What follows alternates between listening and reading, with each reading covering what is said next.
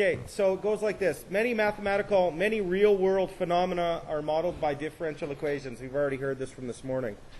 Equations with derivatives in them. The mathematical use of slope fields are to visualize the graph of a general solution, a family of functions of a differential equation. What is a slope field? A slope field is a graphical representation of a differential equation. It is a graph of short line segments whose slope is determined by evaluating the derivative at the midpoint of the segment. Slope fields are used in many physics applications, so I'm sorry if you're not going to do physics, but at least you can see where these are.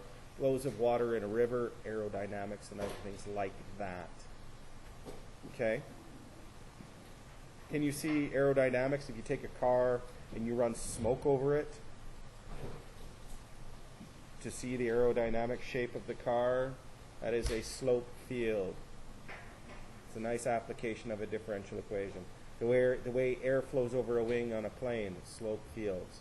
If I take a bunch of ribbons and chuck them in the river and attach them to a weight, and I measure how the river is flowing through various parts of the curve, slope fields. I had a professor at university who did a PhD in, it's really kind of weird, the physics of blood, and actually how the blood flows through the veins and arteries and arteries. Slope fields. It's very cool. I'm like, biology and physics? Really? They mix? They did. Anyways, so if I ask you to graph y equals x squared and x squared minus 1 and x squared minus 2, you could draw me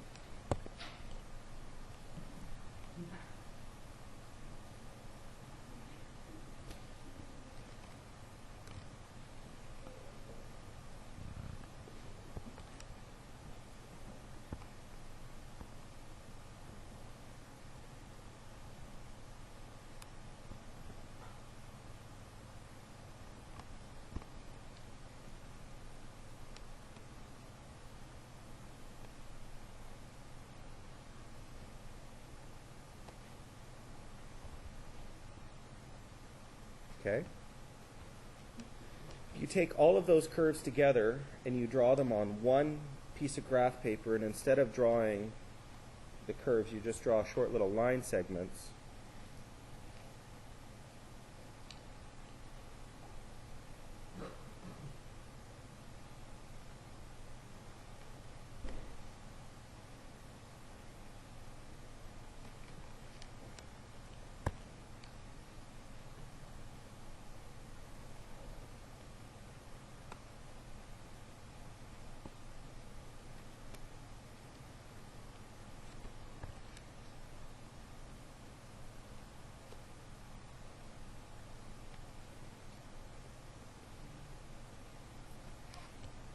And see how all the blue curve joins together to create the blue parabola, the red ones join together to create a red parabola, and the black ones join together to create a black parabola. So I could do that with all of them. If you actually typed, well, so now you have drawn the slope field for the differential equation dy over dx equals 2x. So in your graphing calculator, I can't put the program on my calculator on my screen. But what we're going to do now is we're going to hit y equals, and you're going to type 2x. But you're not going to hit the graph button. So you hit y equals, you type 2x into the graph area, but now you're going to hit your program button, and there's going to be a program there called slope field, and you're going to hit enter. So what you need to do is make sure that you have your y equals. Let me see your y equals. This is where I have to run around the room and say you need it. Yeah. So using WinPlot, if you don't have a graphing calculator and you don't want to use your graphing calculator, you can use a program like WinPlot. You can go equation, and you can go differential, and you can type dy over dx here, and then you just type the equation in the dy equals dx, and I'm going to type 2x, and I'll hit enter, and it draws exactly what you have there as well.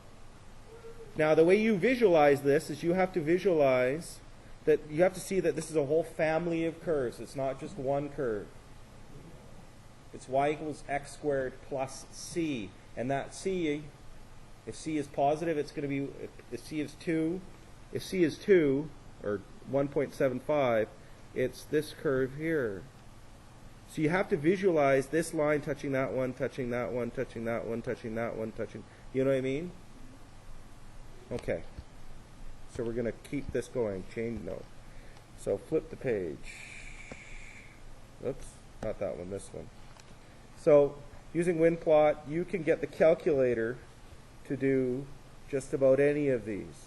Now when you type the Y in your calculator, you have to use the alpha Y. Don't use the Y1 button. You have to go hit the alpha button like this. So this calculator won't draw it because I don't have the program in it, but I would go X minus alpha, and I'll go look for Y. It's right there.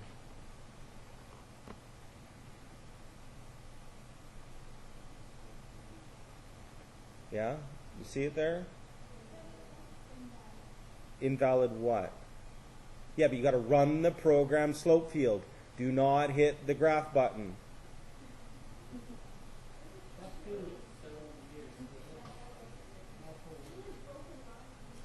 Okay, so it looks like this.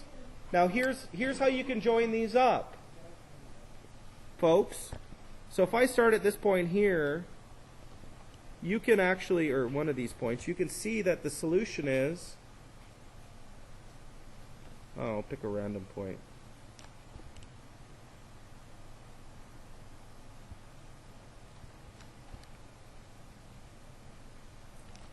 Yeah? That's one of the possible curves. There's a whole family of curves there, but that's one of them. And then if I type 2x minus 3, Mr. App, it's a parabola. I don't know, I'll pick this one down here.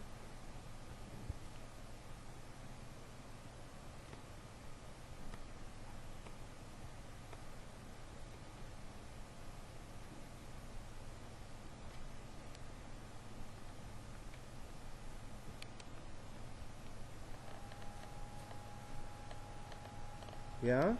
Something like that? Okay, flip the page. So create a differential equation, create a slope field. So I'm going to ask you to do this by hand. Oh, I know. So what we need to do is put little dots at the lattice points. I apologize, the graph paper for my computer didn't.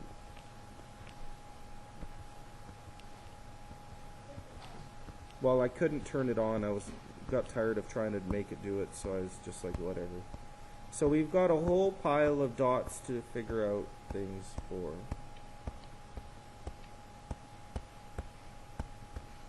So what we're going to ask you to do is I'm going to put my finger on a point, and I'm going to ask you what's the x coordinate, what's the y coordinate. I'm going to ask you to divide the number, and I'm going to ask you to draw a line that has that little slope-ish.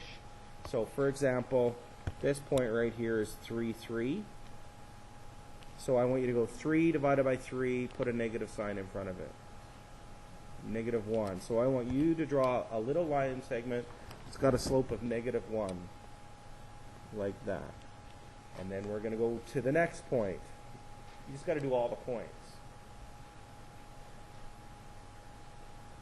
So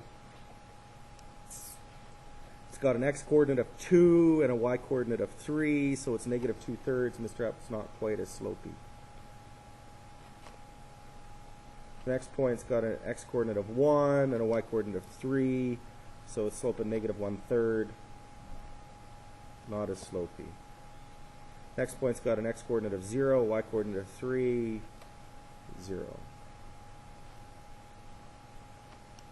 Get the idea? Just keep on running them off.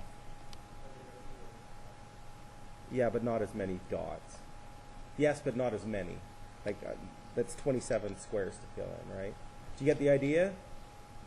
Okay, so when you type it in your calculator, equation, explicit, not explicit, swearing, equation, differential, dy over dx, it's going to be negative x divided by y. Hey, Mr. App, it's a circle. That is how you write a circle's derivative. Isn't that special? Isn't that awesome? It's another way of writing a circle. Yeah. Yeah. Anyways, so you get the idea? Cool? So, things you need to be able to do. You need to be able to draw a slope field by hand at given points. That's what the last example was about. You need to, if you're given a slope field, identify its differential equation. So a matching question. So I'll give you some slope fields, a whole bunch of pictures, and I'll say match the equations with their slope fields. Maybe, maybe not, I don't know. Given a differential equation, match it. So both ways, right? And number 4, interpret a slope field. No, it's not. It's not that bad. There was one question in the practice questions that I had to stop and think about because I had to interpret what the notation was saying because it was new to me. But the questions, they're not so bad. Okay. So, and 4, interpret a slope field. So flip the page. Oh, sorry, and draw a solution curve. And, okay. So question 1. The slope field for the differential equation, look how busy that is. We'll have vertical segments. What are we saying when you say there are vertical segments? Isn't that the next page? Yeah, flip that. Go to the next page. Oh, it's because I flipped too far. Sorry. Yeah, oh wait. Okay, number 4. Number 4. For the slope field for a differential equation is shown at the right. Which statement is true for the solutions of the differential equation? For x less than 0, all solutions are decreasing. So as we go to the left side of 0, are the values getting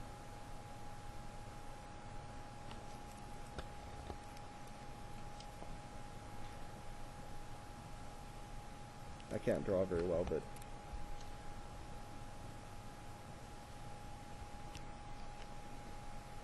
is that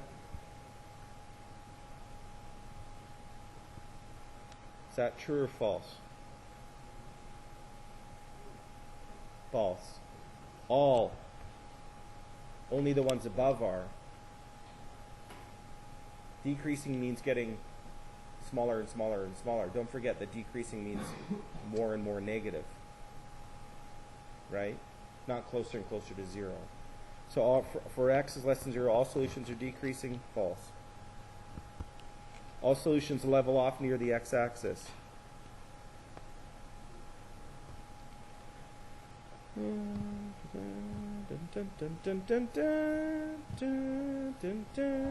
All solutions level off near the x-axis. Only as x goes less than 0, they level off near the x-axis. If it said all solutions x less than 0, that would be a true statement. So that's a false statement as well. Y is bigger than 0 for all solutions. For all positive y values, all solutions are increasing. Yes, true.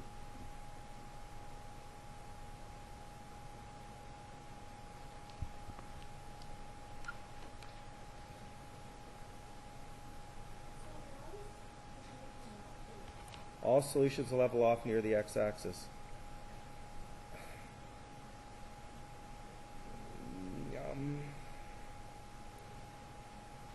Well, it's sort of true. I have to think about that. It might, maybe we'll reconsider that one. We'll leave it. Okay. Okay. Look at the picture of the slope field. Which graph, if you were to pick one out, which one would it most look like? Would it look like A? Would it look like B? Would it look like C? Would it look like D? Would it look like E?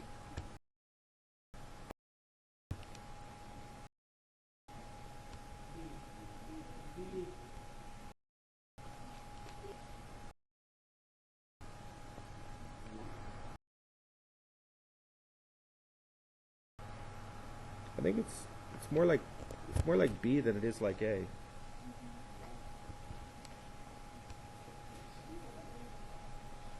Okay, number 6. The slope field for the differential equation dy over dx will have vertical segments. What it's asking you is, when are you dividing by 0? When are you dividing by 0? So 4x plus 2y equals 0. Get all math 11 on it.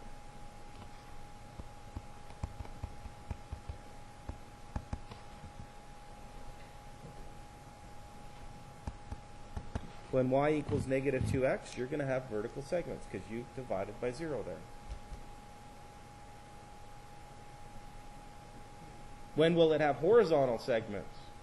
That's the other question we could ask. When will it have horizontal segments? When the top equals 0. So you could maybe make a note of that. Horizontal when x squared y plus y squared equals 0.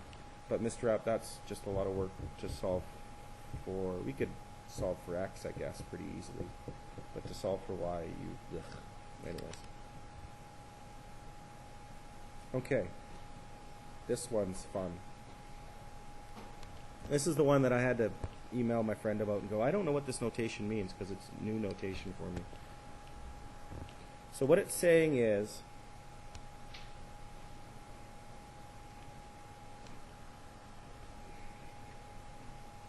if y is 0 bigger than 0. So it's saying if y is 0 is bigger than 0, if when x is 0 our y values are positive, that's what this is saying. If our y values are positive at x equals 0, what happens? So pick a positive y value and trace that slope field out. See where it takes you. So if we pick a positive y, so start at x equals 0 and pick a positive y value. So like right here. Trace that slope field out. Where does it take you as you go off to the right?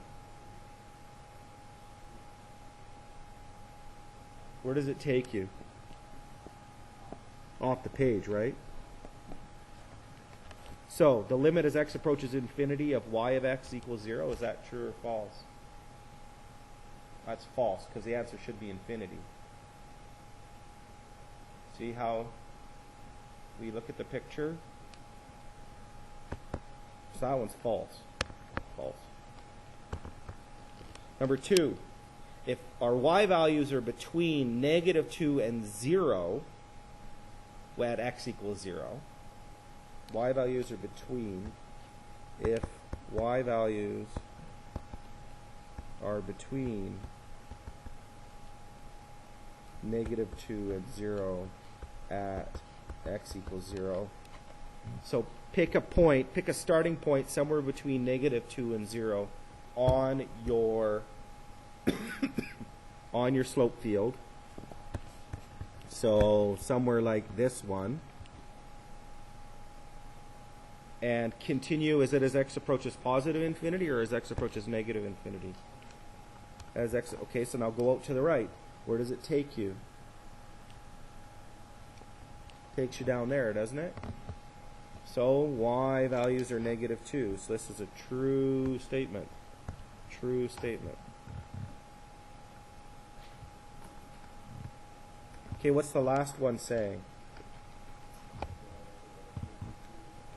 If y values at 0 are less than negative 2, so it's saying pick a point down here and then continue off to positive infinity. Where does it take you? Negative 2. So this one's true.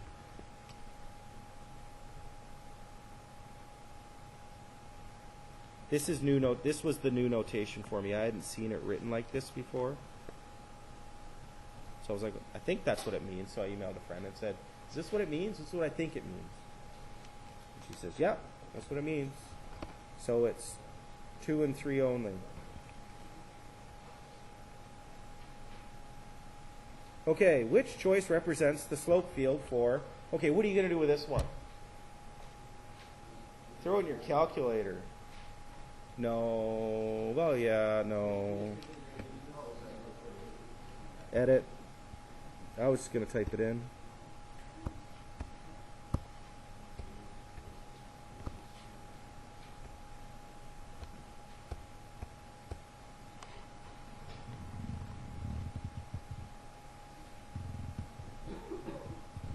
Because most people will circle the shape of cosine. It's not cos here, kids. It's sine, because it's the antiderivative.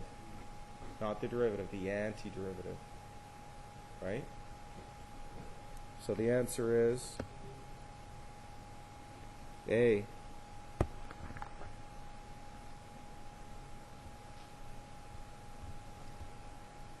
And then what's the last one?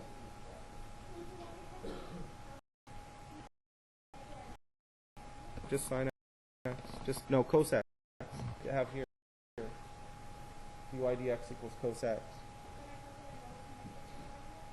Yeah, that's what the program slope field is doing. You don't hit the graph button, you hit the slope field program button. Okay. Yeah, in your y equals. No, you don't. No. Yeah, I'm just saying you know the answer because you can do this, which is what we did this morning, right? dy dx equals cos x dx. Then we take the antiderivative. The antiderivative of dy is y, and the antiderivative of cos x is sine x plus c. Yeah, because the program, all the program is doing is just, it's not even taking the derivative. All it's doing is saying, hey, the x coordinate here is 2. Put 2 in for x, plot a little line segment that's got that slope. It's the visual interpretation that you're doing. The computer does no visual interpretation. That is up to you, the student, to do that. No. Okay. Next page. Oh, that looks cool when you. Yeah. Okay. I know, that's cool. Okay. Keep going. Question is, shown above equations.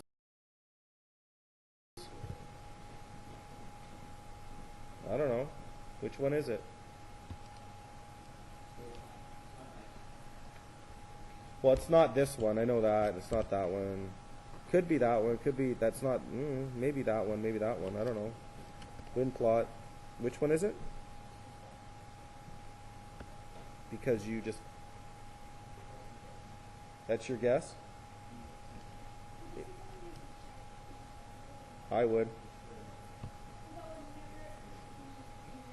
Well, the only other way you could do it is you pick a random point and you, for example, you take this point right here, and the coordinate of that point is 0, -2. So if you take 0 and you put it in for x, the slope is going to be 1 plus 0, 1. Does that look like you have a slope of 1? Nope, can't be that one. X squared, 0 squared. No, not that one. 0 plus -2, -2. Could be that one. 0 divided by -2. No, not that one. And then ln -2. Haha, Mr. App was being cool. Not that one.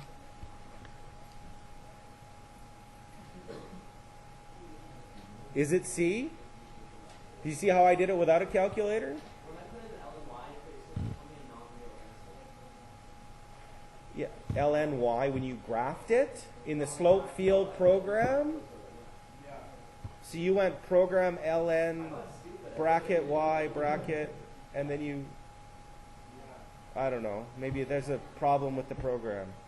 It won't handle that one. Oh, you might have to hit mode and switch it to non-real numbers to allow it to do those. hit your mode button and change it to Spanish. Yeah. Mode, go down to A plus BI and try it. Change it to A plus BI. See if it works. It's not handling it then. Okay. Okay. So when we learn about the number line, you guys are used to the two-dimensional number line, right? Sorry for the segue. So then we got tired of only having real numbers. So anywhere, if you can put a dot along this line, it represents any of the real numbers. So to convert it from real numbers to imaginary numbers, we add a number line that goes this way, and it's got I, 2I, 3I, 4I.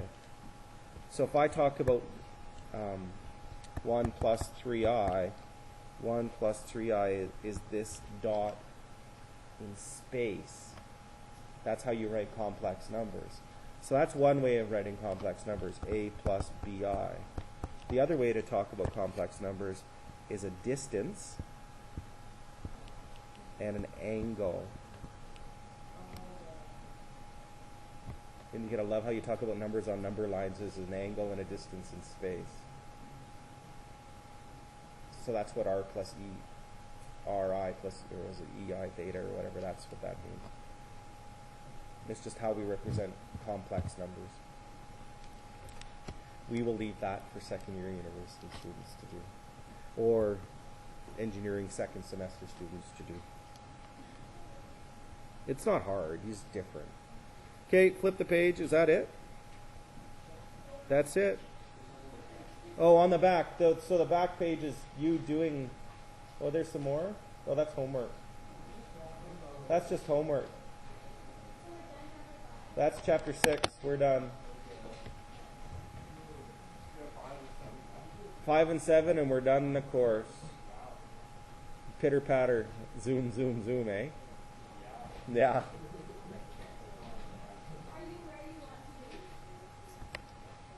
I don't know. I was looking at a friend of mine notes, but I think he does chapter 6 and 7 together, and I'm doing 6 and 7 as two different parts. It should make 7 go faster because I think he's got to teach rules as he's doing it, and I'm not teaching rules. When I jump into chapter 7, chapter 7 will be do this, and bang, you already know how to do the antiderivatives. So it should be faster that way. We might be a little bit behind, but I think we'll make it up because we're doing 5 and then 7. 5's a history lesson. It's the old school's way of doing things. No. Okay, so where are we going with this? I'll stop the recording. Where is this